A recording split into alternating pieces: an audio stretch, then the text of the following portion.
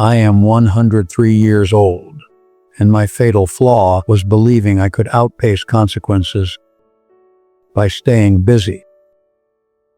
My hands don't shake anymore. They hover, like they're waiting for instructions that never come. The skin on them is thin enough that light passes through. I can see veins that look like blue chalk lines drawn by someone with a dull hand. The room is cold in patches, my feet are warm, my knees aren't. My left shoulder feels like it's been left outside overnight.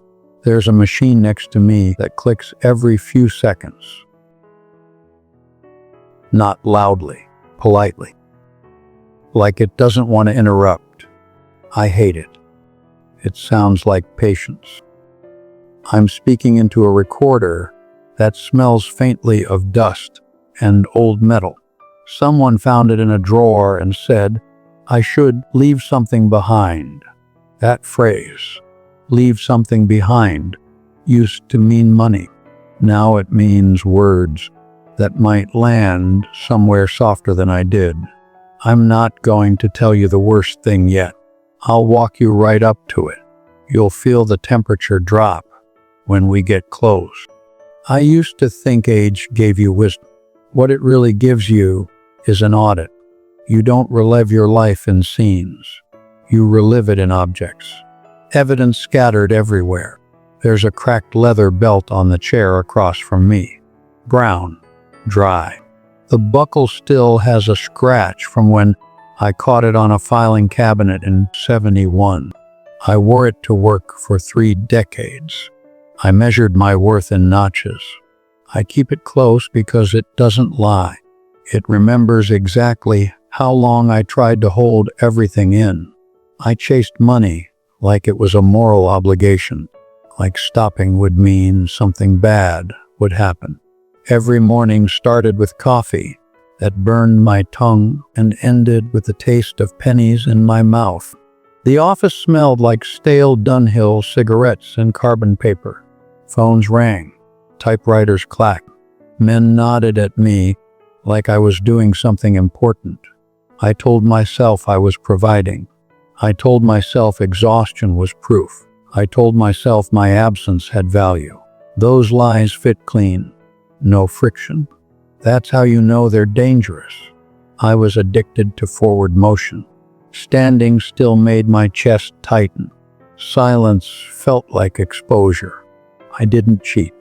I didn't drink too much. I didn't disappear into obvious vices. I disappeared into responsibility. People applauded it. That made it worse. My wife stopped asking where I was around year 12. The questions dried up. The house got quieter, but I called it peace. I said we were low drama. What we were was empty and well organized. There's a birthday card from 1998 in the top drawer of the dresser. Blue envelope, corners bent, never opened. I know who it's from. I don't need to read it. The weight of it is enough. There was a Tuesday, October, because the air had that sharpness that makes you breathe through your nose. My daughter had a school play at 4. She was 8. She made a paper crown in art class. Yellow construction paper. Glue still tacky on the points. She held it like it mattered. She asked if I'd be there. I said, I'll try. That sentence has followed me longer than any job title. At 3:30, a client called. His voice shook. Numbers were off. Something urgent. I stayed. I fixed a problem that no longer exists. I shook hands. I drove home after dark. The crown was on the kitchen table. Bent. One point torn clean off. My wife had gone to bed. I didn't ask how it went. I stood there in my coat, staring at that stupid crown, and felt nothing sharp enough to stop me from doing it again. That's how it happens. Not with explosions, with repetition. The break didn't come when I retired. It didn't come when the house emptied out. It came on a Thursday when a doctor cleared his throat too many times before speaking. The room didn't spin. It didn't dim. It went quiet in a way that felt permanent. After that, time stopped pretending to be renewable. The days stretched. The nights got heavier. The clock in the hallway started sounding like it was practicing something. People spoke to me gently, like I was already gone. I looked in the mirror one morning and didn't recognize the man staring back, not because he was old, but because I had delayed meeting him for decades. His eyes kept scanning, like he was still waiting for permission to sit down. Here's the autopsy. I wasn't chasing wealth. I was running from insignificance. My father died with empty hands and a mouth full of explanations.